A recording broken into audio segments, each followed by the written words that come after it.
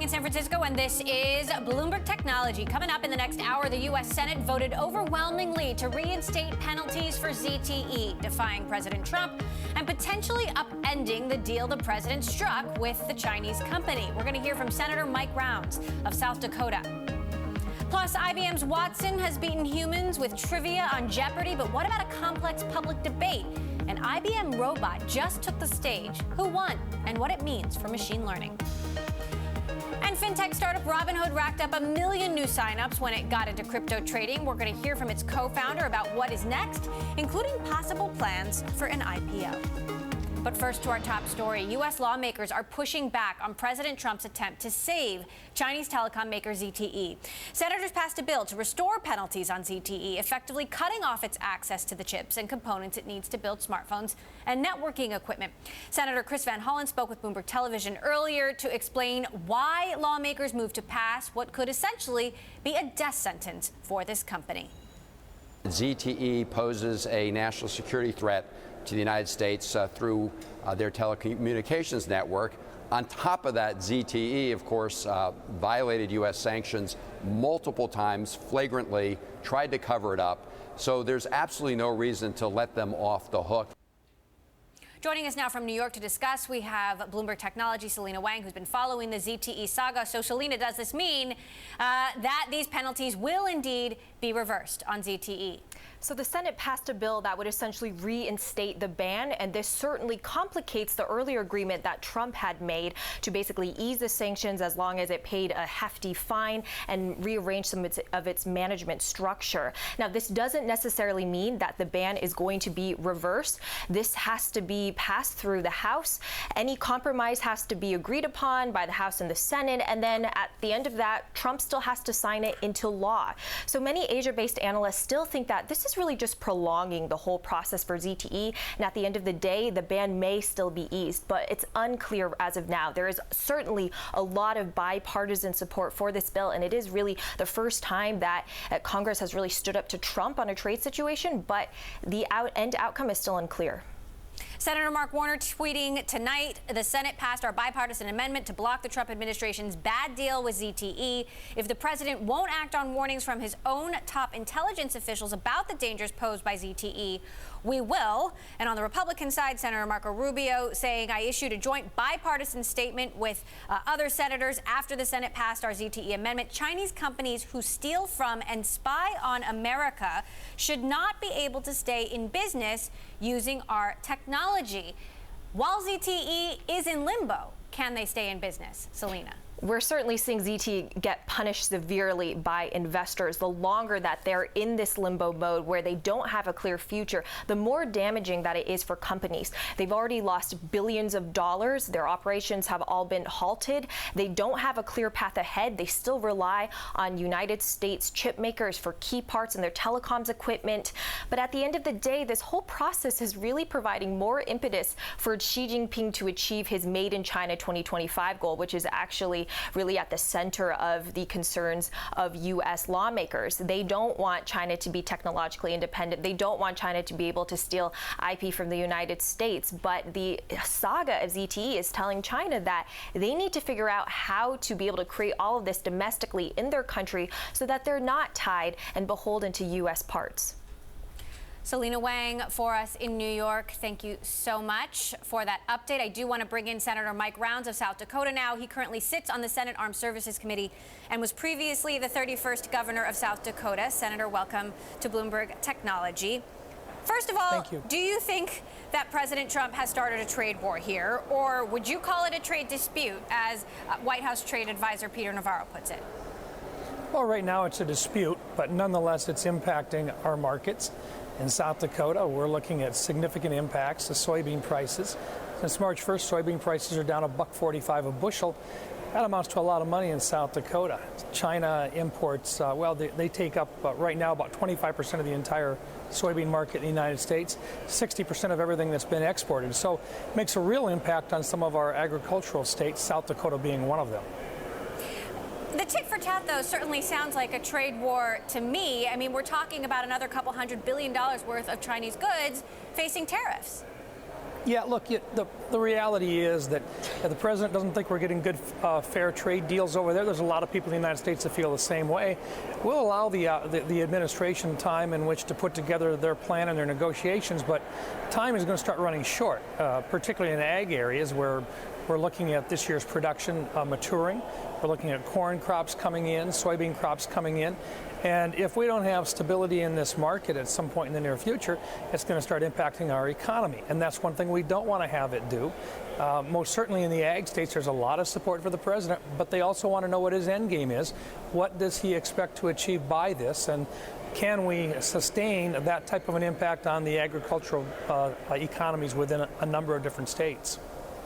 And yet Bloomberg has published a story that these tit for tat, the war, the dispute, or whatever you want to call it, could hurt American companies. Apple, Walmart, GM, Tesla, Starbucks, among the most vulnerable. Doesn't that concern you?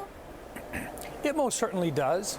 And look, as we've said now for several months, when you go after China, they're the big dog in this. You should do it from a position of strength, and I think the president understands that. But if you take a look, right now we have a dispute going on with Canada. We've got a dispute going on with Mexico. We didn't get into the TPP, which had 11 other countries representing 500 million new consumers that we're not doing. And in each case, the White House felt very strongly that they should do individual agreements with each country. We don't have a single one done. Let's get some of those done, and let's go after China in a position of strength. What we're asking is what's the end game? What's the plan? In the meantime, let's continue to grow this economy, and you can't do that without some stability within the within the trade markets. Your Senate colleagues have voted to restore these penalties on ZTE. Do you think that the president's deal lets ZTE off the hook? It wasn't so much letting ZTE off the hook that concerned me and a number of my colleagues. We're concerned with what ZTE represents as a threat to our national defense. And by that, Kaspersky had relationships with the Russian government. We prohibited our government from buying and purchasing Kaspersky equipment. The same thing in this particular case. Our concern is not so much, at least my concern, is not so much the damage that ZTE has done. I think the president addressed with $1 billion fine, and then he also addressed with the fact that he wanted the board of directors removed. He wanted an oversight board. I don't have an objection with that, but I do have a concern that we absolutely have to make sure that ZTE equipment at this stage is not being utilized within infrastructure critical to our national security. But doesn't it seem like these issues are getting a little bit muddied, whether ZTE is really a separate case or being used as some sort of chit in this broader trade war / dispute? Well, I think in some cases it is part of the discussion with regard to trade disputes. It's also a part of the issue that the president would like to be able to use in negotiations with China on other issues, including their relationship with North Korea. So I don't want to tie his hands when he makes a deal with the leaders in China unless it impacts our national security. And that's the one thing that we have real concerns with. Are we allowing ZTE to still sell products to infrastructure critical areas in the United States that impact our national defense? My message is look, we've passed a bill out. Now the president come in and tell us what he's willing to negotiate with us. The House has got a bill which has got similar types of restrictions in it. There are some simple modifications that could be done to the Senate bill if we're able to get an agreement with the White House in terms of how we can all agree to move forward. But ZTE simply can't be allowed to sell to the government, to the federal government, and particularly to areas that are critical to our national defense, the infrastructure areas where telecommunications could be impacted by this organization, which has direct ties to the Chinese government. Is tariffs on $200 billion of additional Chinese goods, is that something you support, or is there a middle ground that you would prefer? Well, once again, this is the president negotiating in a style that only he has. He's put $50 billion in tariffs on, then he put another $200 billion in tariffs on. He suggested that if there's retaliation for that, he'd put another $200 billion on. Heck, he's real close to $450 billion in threats right now on about a $505 billion total imports from China today. So we're getting to the point where there may not be much else we can do with regard to retaliation on Chinese goods. But look, it's a matter, at some point we've got to come to an agreement on how we move forward, and time is of the essence for many of us. We want to see our economy continue to grow. We did the right thing on tax policy. We did the right thing, and the administration did the right thing on the 1,900 regulations that have been reduced. We're moving in the right direction there. We need a good, qualified job force, which we're short on right now, and we absolutely have to have stable trade policies. The sooner we get them, the better. The president wants to be the person that's able to make fairer trade deals. Right now, we don't have those deals in effect, and some of us, we'd love to see it start to come to fruition. We're hungry. Senator Mike Rounds, South Dakota, thank you so much for stopping by. Sticking with tech companies and the Senate, Facebook has missed a Senate deadline to respond to lawmakers' concerns about user privacy.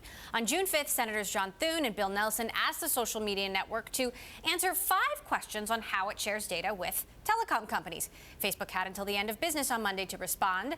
This isn't the first congressional deadline Facebook has missed, of course. Previously, they were late in responding to questions after CEO Mark Zuckerberg's April congressional appearance.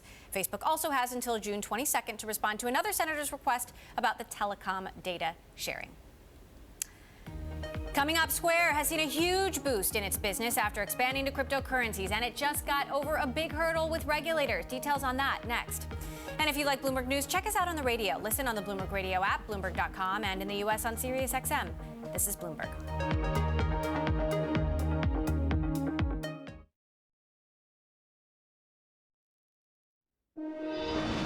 Earlier this week, Square announced it has been granted a virtual currency license in New York, letting customers in the state buy and sell Bitcoin.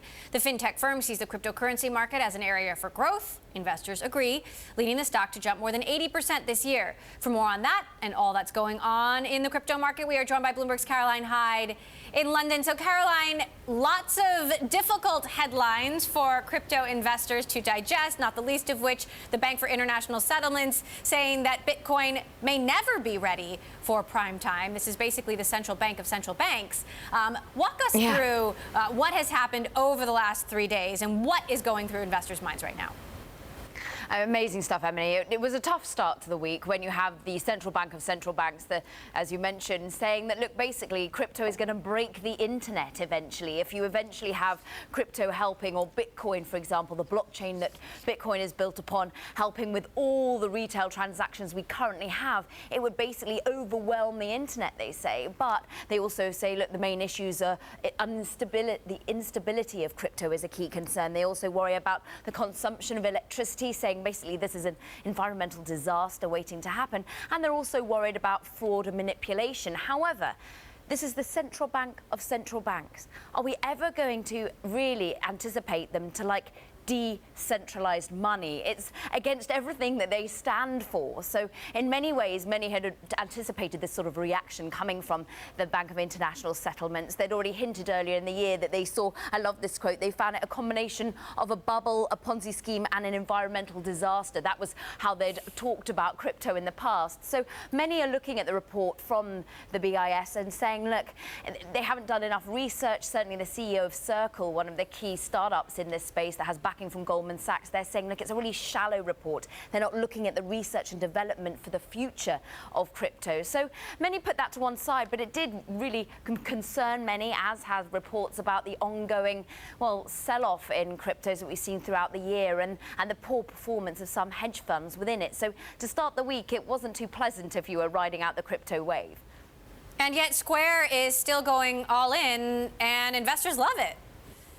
They do, and they love it. And it's not only helping Square's own share price today, Emily, but it's also really given a boost to crypto itself, to the likes of the Ether price. We've seen Bitcoin jump and rally on the back of these announcements. As you can see on GTV, you can see how we've seen a bit of a pop in the previous day's trading on the back of some of these news coming from Square, saying finally they've got that BIT license, as it's known, from New York. Remember, New York has slightly tougher license requirements if you want to trade these sorts of cryptos.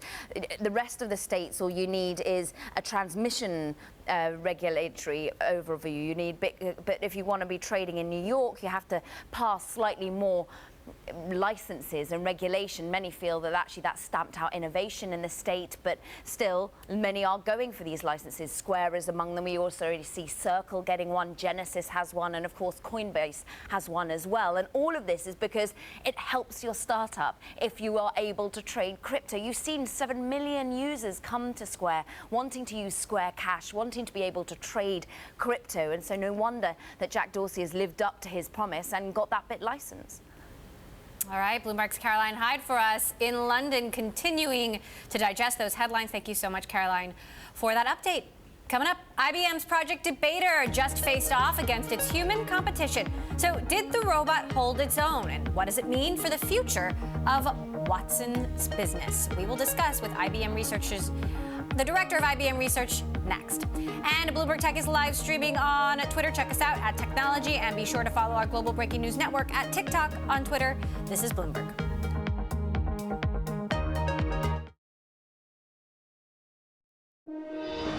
I think that one of the claims made by Ms. Avadia was that people should choose how to spend their money. I would like to offer a different view.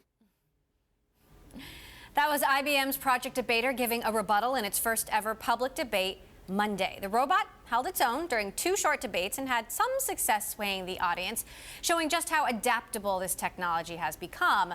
The audience of mostly journalists and analysts said the robot scored better than the human debaters on enriching their knowledge, but the human debaters scored better on delivery, perhaps because the robot sounded like a robot. We caught up with Arvind Krishna, IBM Senior Vice President and Director of IBM Research. I asked what grade he'd give the debater if it was a high school student.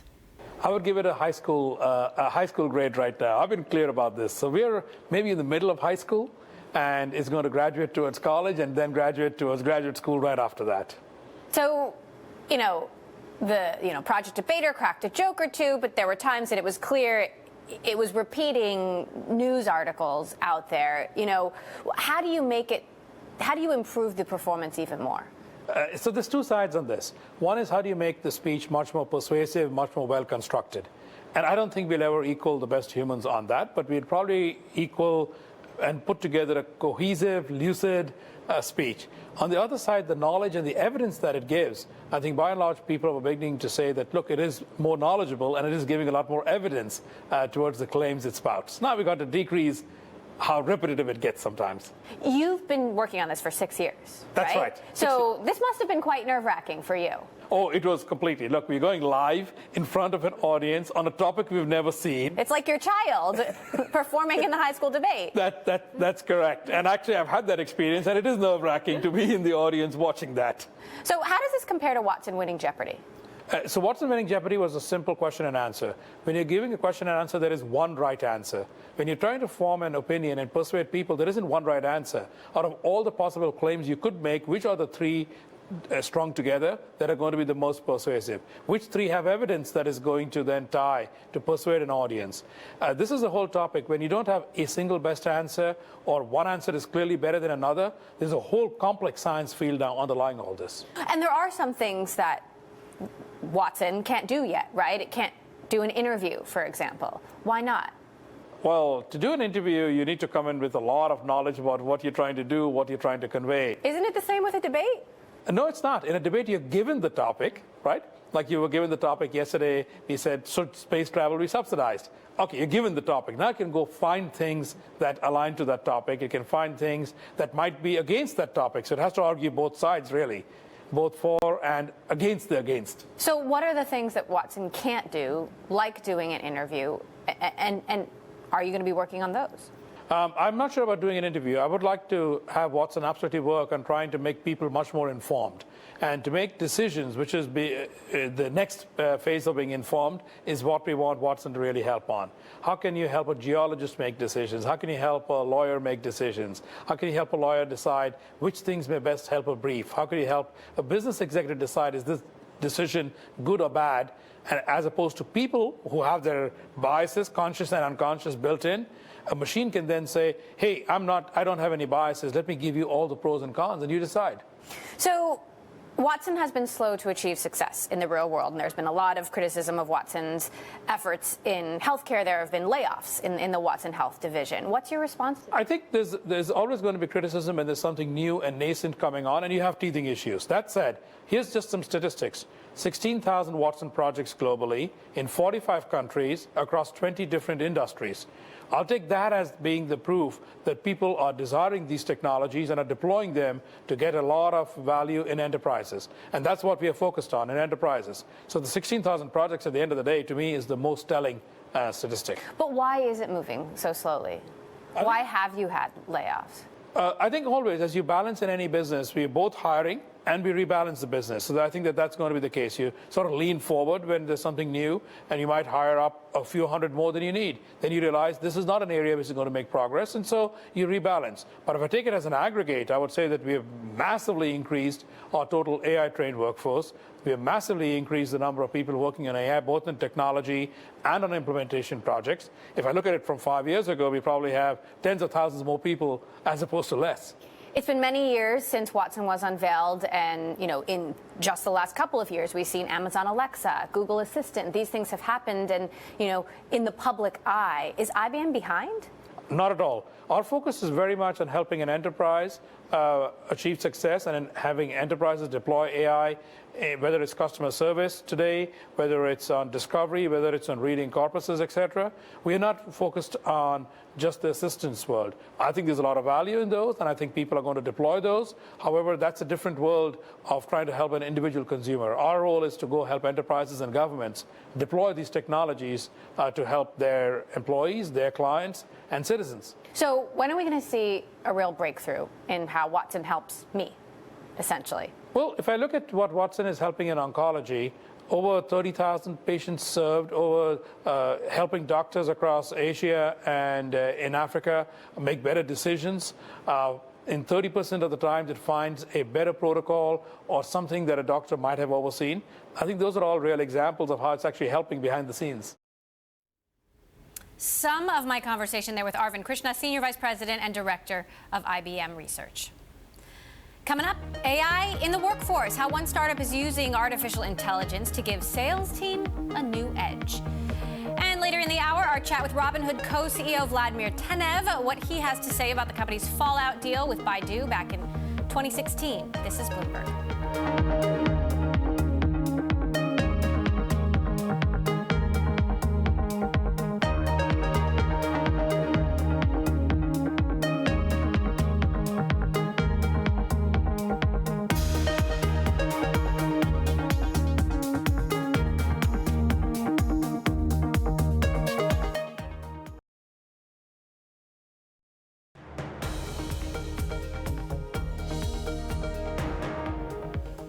This is Bloomberg Technology. I'm Emily Chang in San Francisco. Now, as we just discussed in our last segment, AI is everywhere, and IBM just added another entry to its chapters in AI history. First, it was Watson beating out humans on Jeopardy. Now it's IBM showing off its Project Debater, taking part in public debate. Artificial intelligence is increasingly becoming a larger part of our personal and professional lives, and according to Statista, global revenue for the worldwide AI market is expected to hit $89 billion by 2025. One company looking to make its mark in that space is Clary, an AI platform to help sales teams focus, spot risks in their pipelines, and shore up their forecasts. Its client base includes Adobe, Audi, GE, and more, and it's backed by the legendary venture capital firm Sequoia Capital. Joining us now to discuss, CEO of Clary, Andy Byrne, and also with us, Arif Hilali, partner at Sequoia Capital. Thank you both so much for joining us. So it's basically AI for sales teams to give them an edge. You're a multi-time entrepreneur. Why do you think this is such a big opportunity? Well, it's a big opportunity because we are in the business of helping sales teams predict the future. And if you think about that, predictive computing and sales, why is that big? Well, first of all, predictive computing is arguably going to be the largest technology shift that's transformational in our generation. That's number one. If you look at statistics, JP Morgan is saying that today AI spend in the enterprise right now is roughly $12 billion, and that's growing to $60 billion by 2021. So the impact of predictive computing on the global economy will be huge. Second, for us, sales, and you can ask Mark Benioff this question when he comes on your show next time. One of your main competitors. Yes. Sales is the lifeblood of any company, Emily, whether you are a privately held company or a publicly traded company.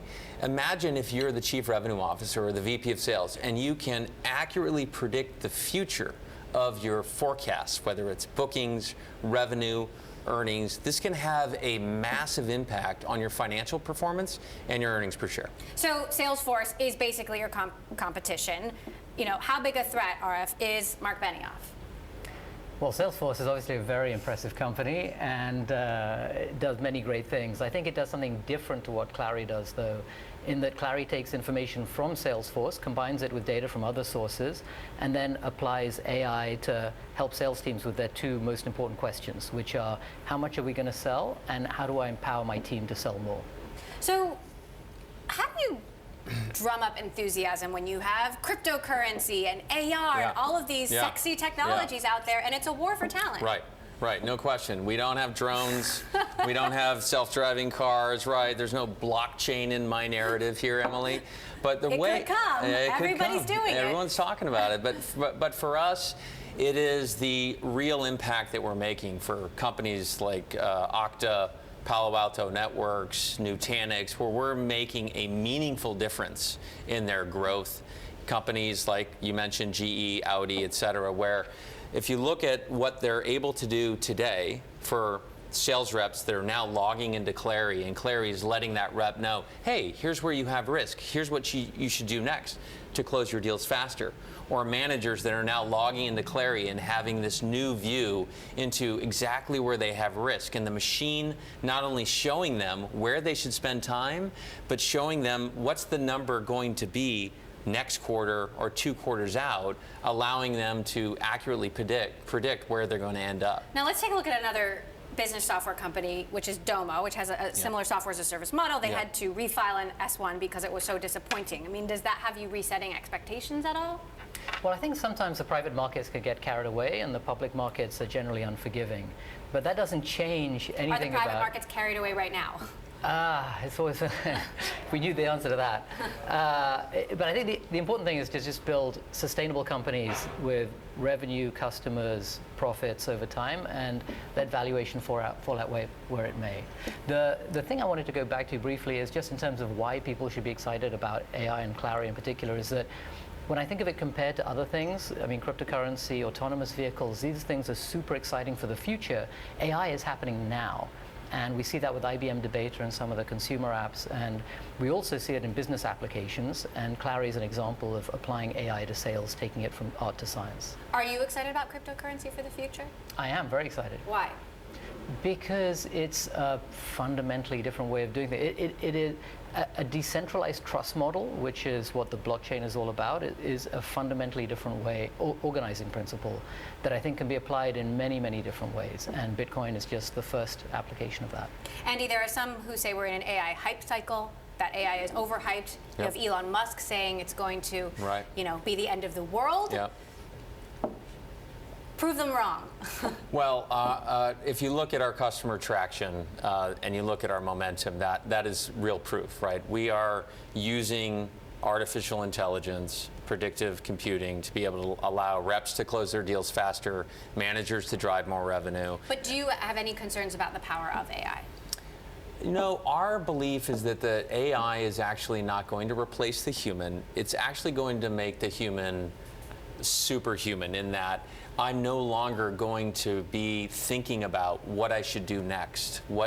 How should I prioritize? The machine is going to help me use my own human brain power to serve a higher purpose of exactly what we should be doing for planning, for execution, for being able to understand how we communicate to the street. A lot of the mundane organization of Excel spreadsheets and the way people are actually trying to roll up their forecasts today is just a total nightmare. And with the machine handling that and telling us, hey, this is what we're going to do in terms of our forecast for bookings, for revenue, et cetera, now it totally transforms the way I plan, the way I hire, the way I execute as a chief revenue officer or VP sales.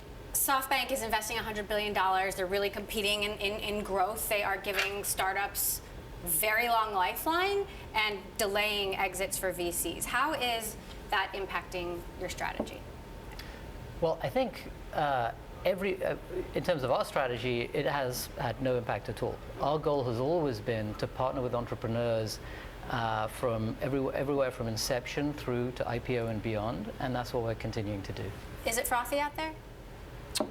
You've done this many times. I would say my answer on that is that we went out to raise 20 million and it went to 25, 27, 20, 35 million. It was an oversubscribed round, so we raised faster than we thought. And it was, the markets are very healthy to be raising money, no question. So here's my last question, bringing it full circle and back to AI. Chamath Palihapitiya of Social Capital has this new experiment where he's using machines to try to make investment decisions. Do you think AI could put investors out of a job? I think AI has tremendous potential. We have a long way to go. I mean, today AI algorithms struggle to tell the difference between a blueberry muffin and a kitten. So while we are making progress, there are a lot of jobs where human judgment is needed, and I don't think they're going away anytime soon. Could AI take bias out of the system? It could, if designed correctly. It could also bake bias into the system, and we're still figuring out how to do the first and not the second. All right. Arif Alali, partner at Sequoia Capital. Andy Byrne, CEO of Clary. Thank you so much for joining us. Thank you. Thank you. Well, prominent names from across the world of technology have responded to President Trump's family separation policy. Speaking to the Irish Times on Tuesday, Apple CEO Tim Cook condemned what he called the inhumane detention of children, saying, quote, "It's heartbreaking to see the images and hear the sounds of the kids. Kids are the most vulnerable people in any society, and I think that what's happening is inhumane and it needs to stop."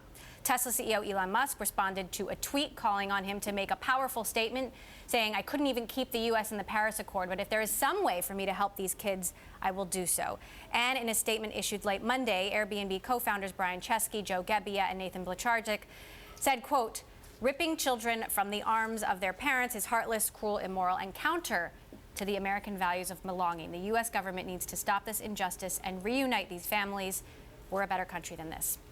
The backlash follows the detention of immigrant children in 17 different states, including more than 2,000 children separated from their parents after, according to U.S. officials, they crossed the U.S. border illegally. Coming up, we catch up with Robinhood co-CEO Vladimir Tenev, why the company is pushing into the already saturated cryptos market. Next, this is Bloomberg.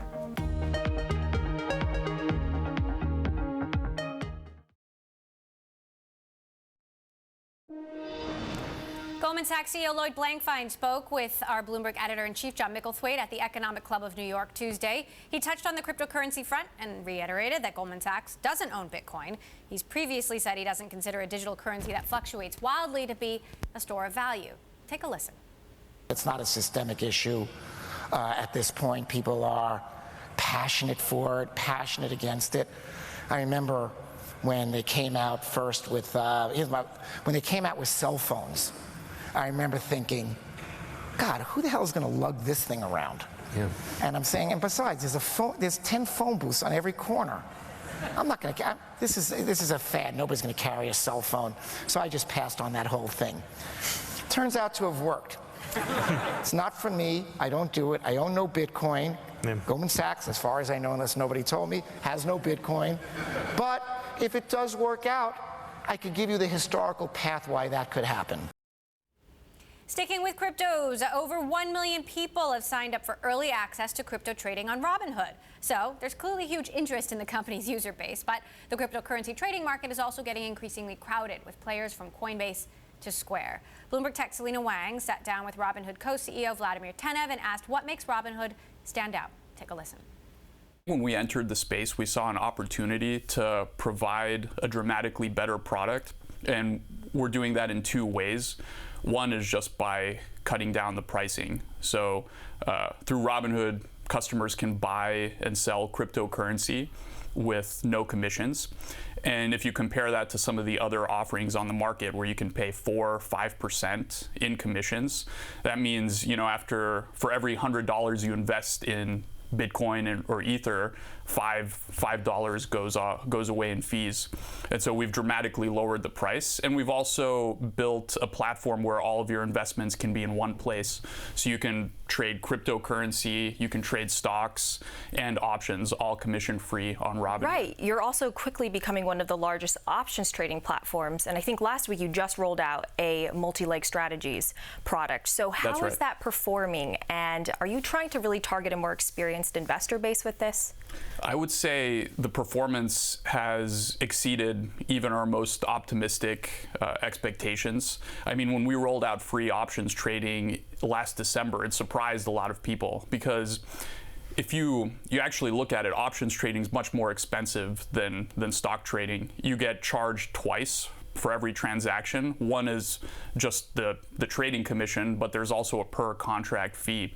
So a lot of our customers didn't even think that it would be possible to offer it for free. We were getting feedback from early customers saying, if you charge $4, that would be amazing. We would move all of our portfolios over. So making it free, I think, really surprised a lot of people, and it's quickly turned us into one of the top options brokers in the world. I think we recently announced crossing $2 billion in volume for our options business, and it's continuing to grow really, really quickly. Now, Robinhood was also founded during an historic bull market, and that's impeccable timing for a stock trading app. Are you concerned about how market volatility might impact user growth down the line? I think that, we've been focused on improving the product and also offering more products to customers. I think you're right, we have benefited from good market conditions, but the great thing about offering different products like options and cryptocurrencies is it gives people tools to actually make investments in all types of market conditions. So for example, cryptocurrencies as an asset has seen less correlation with the broader equities markets. We offer thousands of different securities that give people exposure not just to the US equity market, but also foreign markets through our wide catalog of ETFs. So I think long-term, we're going to solve that problem by offering a broad suite of financial services.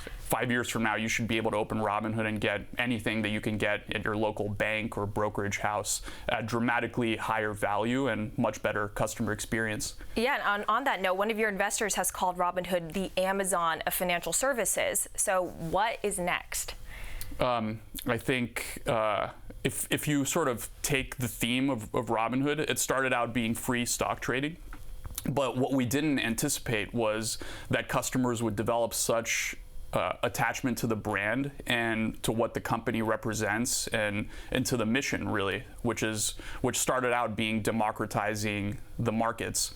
And so the mission's gotten broader over time, and now we'll take what we learned from that first offering, and we've used it to expand into other things that we offer at the best possible price. So we want customers to think of Robinhood in a similar way that they think of Amazon, which is if you want to buy something physical, you go to Amazon because you're getting a great deal, you're getting the best possible deal, and you're getting that item fast. And I think people have been missing that in financial services, where they've been getting ripped off and overcharged by the incumbents and the legacy players. I mean, paying 5%, 10%, sometimes even higher fees.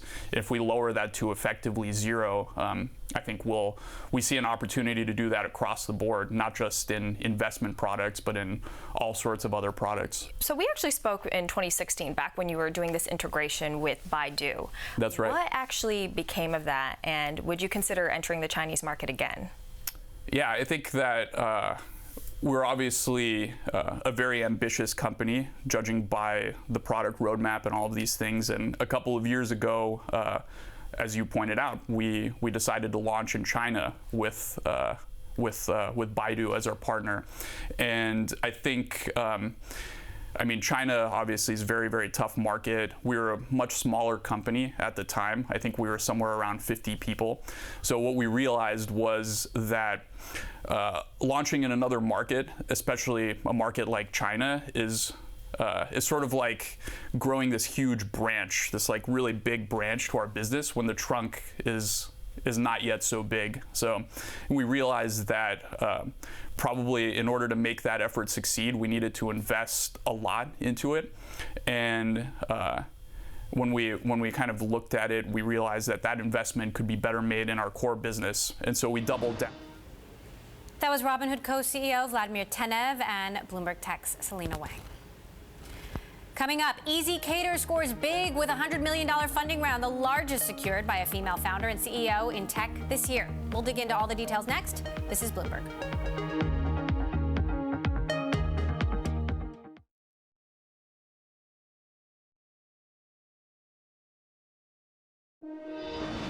For the past 21 years, serial startup founder Stefania Mallet has been seeking venture capital, usually from white male investors. Late last week, she finalized her biggest investment yet, $100 million to grow a startup she co-founded 10 years ago.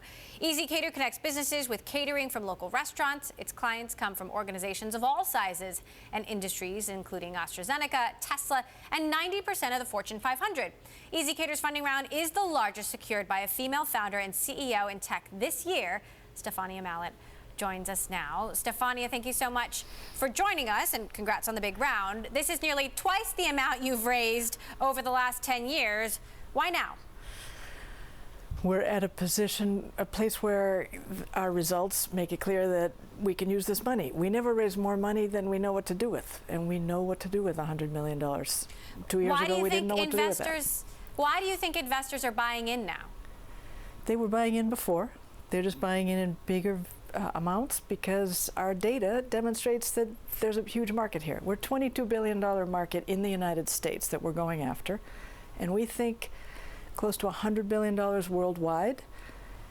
We have demonstrated that we know how to go after it. We are the market leader. We are the biggest player in the entire space by far. And so if anybody's going to get funding, if you want to go after this $22 billion market in the US or $100 billion market worldwide, we're the natural people. Now, you know, there are lots of different kinds of food and food delivery businesses, and many of them have tried and failed. And we've seen businesses like DoorDash, for example, come back from the brink and raise a huge round from Softbank. You know, how do we separate the wheat from the chaff here? Well, you've got to be careful about separating the people who deliver from the people who help the business professionals who are trying to find food do so. I always say we don't slice, we don't dice, we don't deliver. We are the people who make it possible for a business professional to find the solution that they need. And when we work with restaurants who know how to do the delivery, who are very effective at making their catering be what the restaurant needs, be what the customer needs. And so by putting players that are proven in touch with customers who have a need, we're not creating something new. The delivery guys, they're trying to create something new. They're putting together an entire staff that will do all the delivery. They're calling on people who are on-demand workers to do work that they aren't necessarily trained to do. We're dealing with professionals on both sides. You've been raising money for almost 20 years, and $100 million is a lot of money, but women-led companies are still getting just 2% of funding overall. What's changed and what hasn't when it comes to fundraising as a woman in technology? Yeah, I don't think that I can see a lot that has changed. It seems to me the behaviors are pretty much the same in the reactions that I get when I walk in. If anything has changed, it's been inside me that I've learned that use the data. Don't try to focus on relationships. Don't try to pretend that you want to golf with these people or drink with these people or whatever. Don't fake something, but go back to your data. When you have results to point to, one of the mantras we use around the office is results is the new gender. Go back to your results. Keep demonstrating that you have results that make this be a powerful investment for somebody. And with that, suddenly gender, race, ethnic background, socioeconomic background, all of that disappears. Stick to the data. Is there an age issue too? Is there ageism in Silicon Valley? Possibly. I do have gray hair, as you can see. I managed to raise money. I suspect sometimes that I'm raising money more successfully now than I was 10 years ago, because now everybody thinks I'm their mother, and it's hard to say no. Where 10 years ago I was just old. I'm now in a situation where it's actually more advantageous. I'm old enough to be their mother. I'm really not sure. That's just a guess. The truth is, I keep focusing on the data. I keep focusing on results. When you have a good idea and you've got really good results, age, gender seems to fall away. So what's your advice for investors then who might still be making biased decisions? Try to put aside your biases. Try to think about the scenario. You know, this example that I've many times been given, that when all evidence of who the performer was taken away so that all you could hear was the music, that then suddenly women became 50% of orchestras. Before that, if you were looking at the person looking at the individual in question, your biases would come into play. So look at the business plan, read the business plan without even reading the name, look at the data that's being presented about how well this business idea is expanding, and then think, boy, if your heart raced a little bit and you thought, well, that sounds like a good idea, then stop listening to anything that tells you, yeah, but it's a woman, or it's a minority, or it's a something. Okay. Stefania Mallet, ezCater CEO, we will keep our eye on you. Thank you so much for joining us. That does it for this edition of Bloomberg Tech. We'll be back tomorrow.